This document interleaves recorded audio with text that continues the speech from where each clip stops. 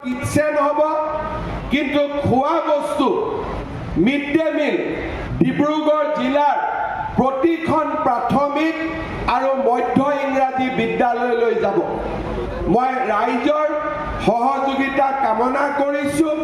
লগতে অহাকালিৰ পৰা কোনোবাই মিড ডে মিলৰ বাইদেউসকলক লগাই দিব যে আপোনালোকৰ চাকৰি যাব।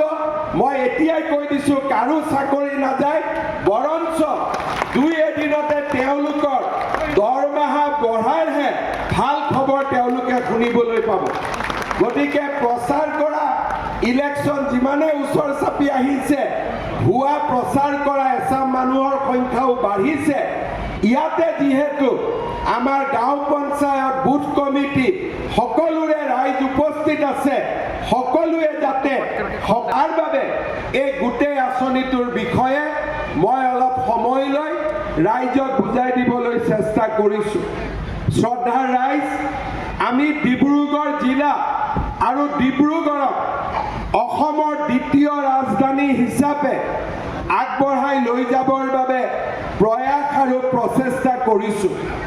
যোৱাকালি ডিব্ৰুগড় চহৰত নতুন এখন চিটি হস্পিটেল নিৰ্মাণৰ বাবে আমি 206 কোটি টকা মঞ্জুৰি কৰিছোঁ।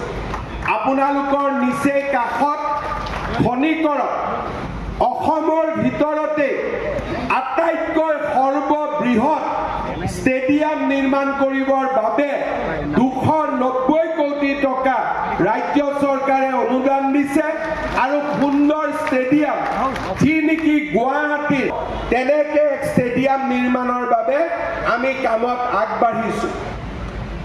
মুখ্যমন্ত্ৰী সোণোৱাল ডাঙৰীয়া থকা অৱস্থাত বিমল বৰা ডাঙৰীয়াৰ প্ৰচেষ্টাত ইয়াত ট্ৰান্স অৰুণাচল হাইৱে হৈছিলে। এতিয়া এই হাইৱেটো আৰু অধিক সুন্দৰ কৰাৰ বাবে কেন্দ্ৰীয় চৰকাৰে 600 কোটি টকা ব্যয় কৰিবলৈ সিদ্ধান্ত লৈছে। শ্ৰদ্ধাৰ ৰাইজ, ডিব্ৰুগড়ক লৈ প্ৰতিটো সমষ্টিতে নাহৰকটীয়াত নামৰূপত সাৰ কাৰখানা বন্ধ হৈছিল। আজি আমি ডিচেম্বৰ নৱেম্বৰ মাহত নতুন সাৰ কাৰখানা নিৰ্মাণৰ কামো আৰম্ভ কৰিম আৰু পুৰণা সাৰ কাৰখানাও আমি জীয়াই ৰাখিম। আজি এই ধৰণৰ মহতো মহীয়ান ব্যৱস্থা ডিব্ৰুগড়ৰ বিকাশৰ বাবে আজি ৰাজ্য চৰকাৰে গ্ৰহণ কৰিছে আৰু অনাগত দিনত এনে বহু আঁচনি আপোনালোকে লাভ কৰিবলৈ সক্ষম হ'ব। আমাৰ ইয়াতে